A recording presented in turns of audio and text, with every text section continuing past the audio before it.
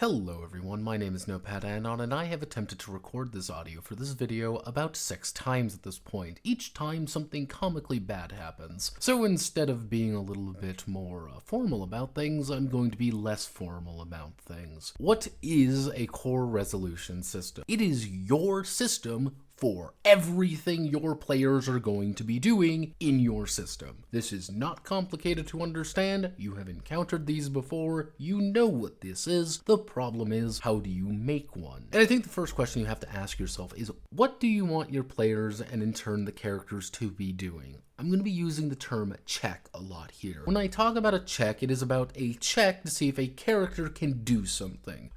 Do I read the Necronomicon? Do I jump across the building successfully? Do I do something? That is the most basic premise behind what a check is. It doesn't really matter if you are using dice, doesn't really matter if you're using cards, doesn't really matter at all. All that matters is what are you actually attempting to do here. So this does lead to the second point of contention, which is why are your players doing this? Why are your characters making these checks? This is important to understand is because you have to answer one important question. Is there a meaningful chance of success or failure for this action? This sounds like GMing 101, but this is also very important for you, the game designer, to understand because you have to establish very early on the assumption of competence for the characters. The assumption of competence can really be summarized as the ability for characters to do something reliably without a check. What do I mean by this? You do not need to make a check to walk across a room. That's not needed. You don't need to make a check to walk across a room. If you have one of your legs chopped off, then yes, walking across a room is going to be a little bit more complicated. This is really important because the assumption of competence can really shift between games. I'm playing a game where we're all 6-year-olds is going to be a lot different than we're playing a game where we're all cool anime protagonists. This changes the assumption of competence between each character. Though we're going to be asking now, how do you resolve your core resolution mechanic? I want you to pick up a 1d6 and roll it right now. Alright, easy enough to understand. Now I want you to grab as many dice as you can, roll them at once, and I'm going to give you 10 seconds to add up the result. 1, 2, 3. You done yet? You're not. One of the issues is how you're rolling is going to influence a lot of different things. This could be time, this could be how difficult it is to do the math, this could be having to reference different charts or different aspects of a character. Using a virtual tabletop or a VTT does remove a lot of the stress, however, but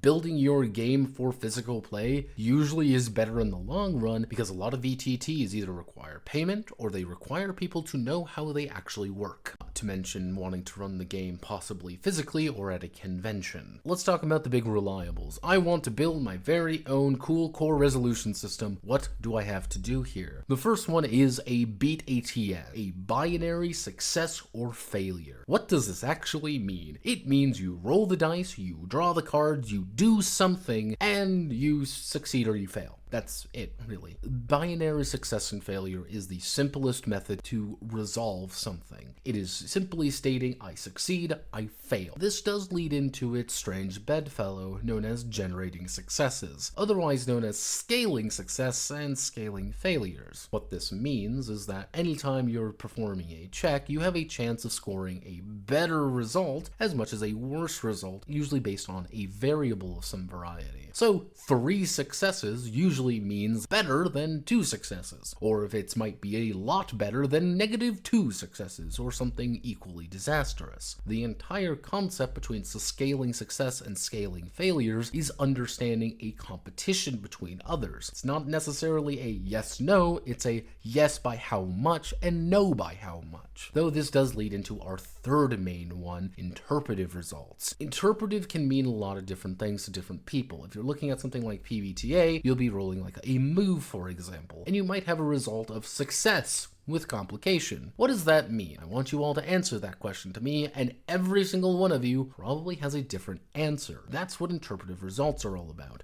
You roll the dice, you draw the card, you make your check, and suddenly you must now interpret the result. This could be very easy, this could be very complicated. It kind of depends on what you want to do, and it's a lot of burden on you, the game designer, to make sure people understand what the possible interpretations can and will be for certain checks. Can also bring in things like special dice for this, Genesis being one of the most famous for it. Advantage and a disadvantage can be added to nearly every check, though this does bring me to the esoteric weird shit. Hey, it's gonna happen. You're gonna want to write a system, someone's gonna want to propose to you a system that's fucking insane. I'm not gonna beat around the bush, it's insane. I want to resolve all conflicts by playing Horse Plinko, using a Beyblade, and then we consult a chart depending on how good it was. That's insane. The more esoteric, the more you deviate from the norm of dice, really, the more strange things are going to get, the more difficult it's going to get to actually get help. Horse Plinko Beyblade charts is not going to be something you can just Google search really easily. On the other hand, if you really want to figure out what a D20 is, it takes about 5 minutes. Let's ask a very simple question to kind of stress test your idea. How do you pole vault in your system? Now, this question is not complicated. Pole vaulting is ultimately just a sport where I throw myself over a bar. However, there's a lot of different nuances to it. What do you roll?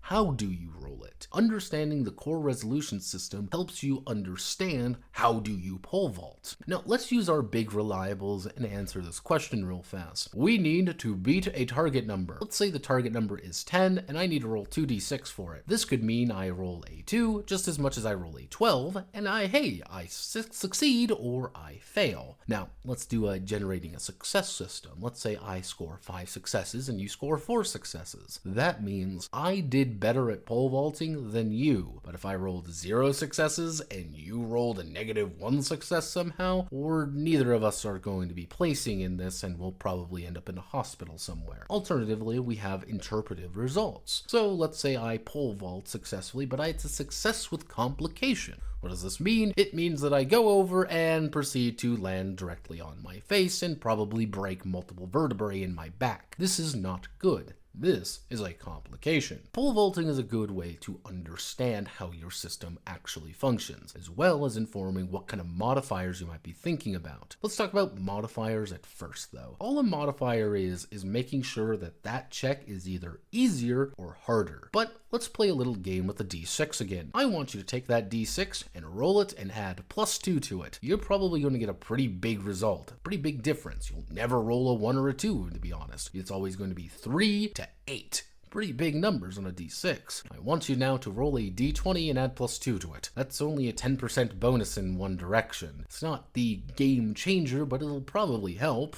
Maybe. Modifiers can be a pain in the ass. I'm not going to lie about it, but having them is also important. Understanding when a player is in an advantageous situation, also when they are in a disadvantageous situation. Though this does lead me to the idea of rolling a 7. I want you to pick up that D6 again and roll it, and keep rolling it. And the first time you roll a 7 on that D6, tell me, because you probably will never, and I am a video. The big thing here of what I'm trying to get across is your core resolution system has to obey the law of math and basic physics. If you want to roll a 7 on a D6, you aren't. That's physically impossible. You want to roll a 37 on a D20? Not going to happen. If you want to roll a result, if you want to have a result be possible, you need to allow it to be possible. If you want a 7 on a D6, you're probably going to be rolling 2 D6s. You just want 1 die, you might have to bump the die up to a D8, possibly a D10. If on a card, if you want someone to draw an 11, that's not going to happen because there are no 11 cards unless you are playing fucked up Balatro. Now, this does lead me to a very important thing, which is statistics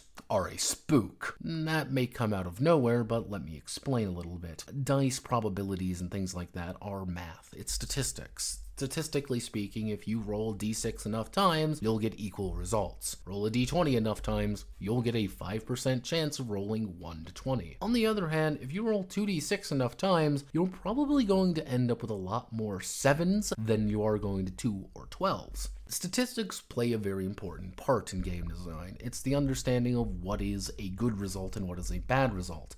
The more dice you add to a system, that means the more skewed it is going to actually be toward a middle result. Alternatively, the fewer dice you have, the more uniform the results are actually going to end up being. If you roll enough dice, you'll inevitably hit any result, which is the reason why the unfortunate soul and lucky asshole exist. We've all fucked up a dragon encounter once in our life, and we've also seen someone score 3 natty 20s in a row. Understanding that there is a result means that you have to assume that someone will roll it at some time. Because if you assume that no one's ever gonna roll a 1, or no one's ever gonna draw the wrong card, and don't plan around that, suddenly, someone will, and never stop doing that. Let's talk about Astro Dragoon here a little bit. There's a couple ways that I could have approached Astro Dragoon, making this game about sci fantasy heroes with an anime twist on it, because I can. Well, there was a couple ideas that were proposed. The first one was D400. If that sounds completely insane, it is, because it's D20 times D20. Do it. It will inevitably end up as something good, probably not, but something, alright. And the entire concept behind it is, hey, you can have explosive results, and this is entirely odd, mysterious, and probably not going to help us all. This is too out there, too weird to actually be useful in any meaningful capacity. So why don't I use the D2000 system, a system that I've written and have worked on repeatedly, outside of working on it right now, but we don't talk about that. What I'm trying to put a point here is that you shouldn't feel discouraged for using a system you already know, or using something that someone else has already written. It's fine to use the Cepheus engine. It's fine to use Forge in the Dark if you know what you're doing with it. That's the hard part, usually, is understanding what you're doing. But why am I not using it? Well, because I already wrote the D2000 system, and I don't think you guys want to hear me talk about something I already wrote. So, what is the system we're actually going to be using for Astro Dragoon? Well, very simply, what if we use a D100 system, but it's roll over? D100 roll over system, because I want to get the high action anime game, and that means I want big numbers, and I want anime characters saying yippee-ki-yay, I rolled a big number and I hit you for 4 billion damage or something. Because that is inherently interesting to me. That feeds into the original premise. But let's do a little bit more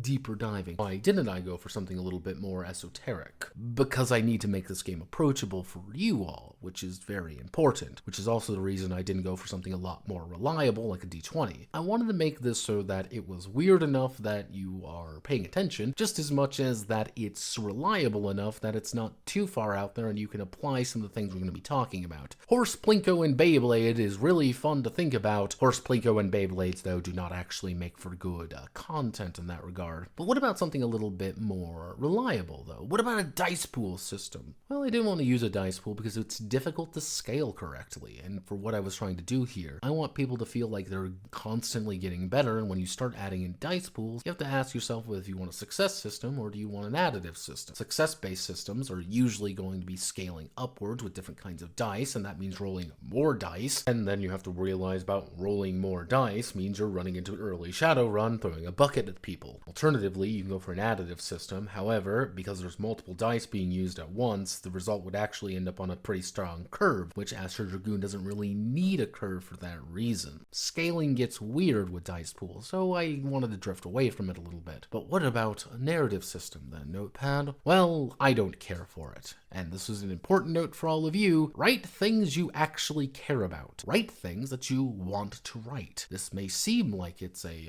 no-brainer, but you're going to get help from people who maybe don't like what you're writing. And if they don't like what you're writing, they are probably going to propose something that they like. And if you don't like it, well, what I'm trying to get across here is that there's a lot of different systems out there, and you may not like some. You may not like the D100 rollover system. That's fine. The idea, though, is that the D100 rollover system is what I'm trying to do to fit Astro Dragoon's pitch as well as its ideas for this series. But if you want to use something, don't hesitate to use something you feel comfortable with, just as much as determining where your line in the sand is and where you're refusing to compromise. This was a little bit of a weird video to talk about, because core resolution is a very personal subject. It's really dependent on the game itself and the ideas going into it. If you have questions, ask them. This is very important here because every core resolution system is going to have a little bit different changes, and it's also going to inform everything going forward. We've hit the starting point effectively. We know what dice we're going to be rolling. Now that we are here, we can start talking about deeper and deeper and deeper subjects, for better or for worse. If you like what I do here, feel free to like, comment, and subscribe. As always,